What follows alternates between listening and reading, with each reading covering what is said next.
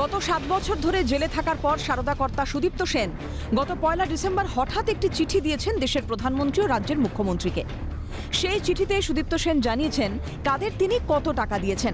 এতদিন জেলবন্দি থাকার পর 21-এর ভোটের ঠিক আগে সারদা কর্তার সেই চিঠির যথার্থতা নিয়ে প্রশ্ন উঠছে অনেক। প্রশ্নে চিঠির সত্যতাও। সেই চিঠি নিয়ে এবার সরাসরি সিবিআইকে চিঠি দিলেন শুভেন্দু অধিকারী। সুদীপ্ত সেনের চিঠিতে কয়েকজন নেতার নাম নিয়ে লেখা হয়েছে। ওই ব্যক্তিরা এখন বিজেপিতে যোগ দিয়েছেন।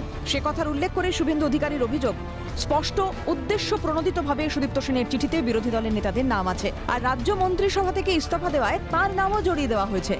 শুভেন্দু রাজ্য মন্ত্রিসভা থেকে ইস্তফা দিয়েছেন 27 নভেম্বর, আর সারদা কর্তার চিঠি 1 ডিসেম্বর লেখা। চিঠির উদ্দেশ্য যে স্পষ্ট তা আগেই বলেছেন বিরোধীরা। সিবিআইকে লেখা চিঠিতে শুভেন্দুর প্রশ্ন, বিচারাধীন এক বন্দির চিঠি সংবাদ মাধ্যমে এলো কিভাবে? সুদীপ্ত সেনের চিঠির পেছনে যে রহস্য লুকিয়ে আছে তা স্পষ্টভাবে জানিয়েছেন মমতা মন্ত্রিসভা ছেড়ে আসা মন্ত্রী। ঘটনা তদন্তের জন্য সিবিআইকে আবেদনও জানিয়েছেন Suvendu Adhikari. Bureau report, Calcutta Television network.